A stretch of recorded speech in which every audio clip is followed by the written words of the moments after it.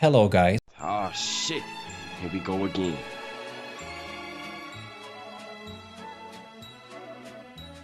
All hands open. Another Valorant YouTuber has decided to quit. Who would have guessed? We've had one after the other with Josh Secchi, Keo, Eggwick, and now everyone's favourite 35-year-old first trap in Sova main, Average Jonas. Oh my god, man, I can't take this image seriously. He really posted that on Twitter, his big age. Jesus Christ. Anyway, I don't get what it is with all these YouTubers who decide to quit, that they have to make a really long and drawn out video every time. I know you have an audience that's here for Valorant, but you're streaming regularly. Surely people must know you play other games on stream, right? Why do I need to see a video with a big sigh at the beginning and sympathy baiting just because you're gonna turn your PC off sometimes? If people on YouTube unsub because you're not playing Valorant anymore, then who gives a flying fuck? Your audience is big enough that people will stay at this point, and those who unsub will just allow the people who still care about you to shine through. It's the same thing every single time they make these videos. But you know what? I haven't even watched this one yet. So let's have a look and see what he says. However, in the last year, I've definitely felt the burnout of playing the same game for so much. And it's also been tough to struggle with all the voice and throat issues I've had in the last year. So dealing with health problems on top of that has been pretty rough. Yep, I knew it. It's always burnout, or they're tired of playing the game, or they don't like the new patch, or they haven't got any ideas, even though there's loads of ideas around and people are still making creative content.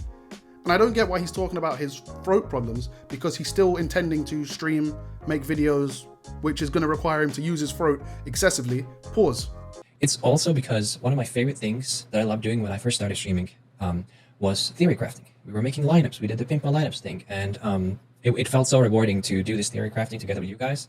But then when the Sova nerfs hit me pretty hard, it was pretty tough to stay motivated. And also, the nature of a game being a tactical FPS is that it kind of limits the amount of theory crafting you can do compared to a game like, let's say, Dota or something else like that. See, now this is what I don't get. How does the nerf affecting Sova change being able to theory craft? You can still do the arrows and the lineups. Doesn't matter if they do any damage, you can still do that and have fun. I don't really get how that's a reason. Someone explain it to me, because I'm genuinely lost. I haven't really felt happy in a while streaming Valorant, which is why I started doing more variety. I started playing Dota and Palworld, and those two games was the first time I felt the same way I felt when I just started streaming 4.5 years ago. Why are they so dramatic all of the time? Your job is to sit at home and play video games. Why are you so sad? Bro, just if you're sad playing the game, just play another game. He literally said that's why I started doing variety. You could have been doing that. People are there to watch you have fun, to be in your community, to be in your chat. Bro, you were playing Palworld. My lord, if Palworld is giving you any form of happiness, then you're seriously in a deficit with the current game you're focusing on. And I'm not even going to start talking about Dota. So I definitely felt lost for a little bit and kind of just waited for the next big game to drop. Mate, you're a content creator. You can make whatever content you want, play whatever game you want. You don't need to wait for the next big game to drop. Just do whatever you want. You have your channel. The only reason you feel lost is because you're 35 years old and you're still playing this game and acting like a kid. At least if you're gonna play this game, at least act your age, man, and stop shithousing with people on Twitter.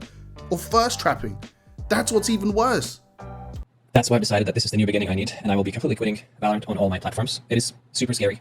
I am pretty terrified about it because, of course, this is my career, and I've seen many streamers switch games before, and a lot of the times it doesn't necessarily go that well. So the plan forward is to post VOD reviews and theory crafting and guides on the main channel, and then daily VODs from like my better matches on the second channel.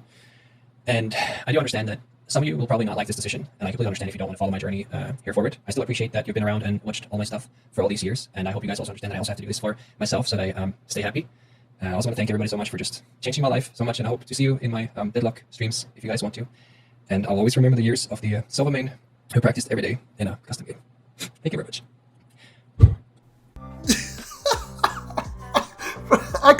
I can't. Please, someone in the comments below, tell me I'm not the only person who cannot take this seriously. Like, what is happening? He's crying because he has to play another game.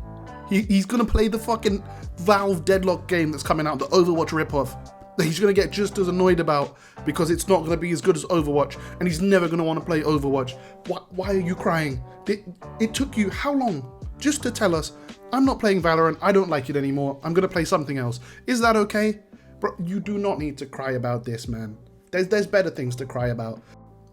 Like, if he had like a torn ligament in his hand and he couldn't play shooting games anymore, I'd understand. Or if he just could not play Valorant at all anymore because something had happened in his life, I would get crying. But you're crying because you're gonna switch over to another game. You're not even quitting YouTube. Why are you crying when you're still gonna be on the platform? Make it make sense to me. It's always the same formula every single time. They think it's gonna work and they think it's gonna look sad and emotional and people are gonna have so much sympathy when it just what? It does not make sense to me. It does not compute. Can someone explain to me how it computes? Editor Nave coming in because WestJet has just dropped his video in the middle of me editing this one. And you lot know WestJet, the D1 Shazam, D1 average Jonas hater. I gotta see what he's got to say. Let's have a quick look. It's a good day in the WestJet omniverse. My ops are falling like flies. Today is a devastating day for anyone even remotely familiar with Valorant because the biggest skin shill has come to an end. I can't take this seriously. He's talking as if he lost a loved one in Afghanistan, not that he's quitting Valorant, the children's game. I posted skin videos for quite a while, and we all know that those were just videos that it's kind of just like highlights, and you just tossed them out there because they were doing fine. It was nothing like you're super passionate about. Nah, that was your calling, man. I saw the fire in your eyes when you were reviewing the skins. Oh. Okay, that's cool. Okay, that's cool. Finally, it's good to see that I'm not the only one thinking this, because anytime I bring it up to someone, when an influencer does this, they think I'm being crazy. Am I just being miserable? Am I being a dickhead? I can't be the only one who sees through this bullshit every single time, man. If you lot have enjoyed this video, be sure to drop a like, comment, subscribe. Let me know what else you want to see covered on this channel. It is EU's hardest stuck Omen main, Nave out.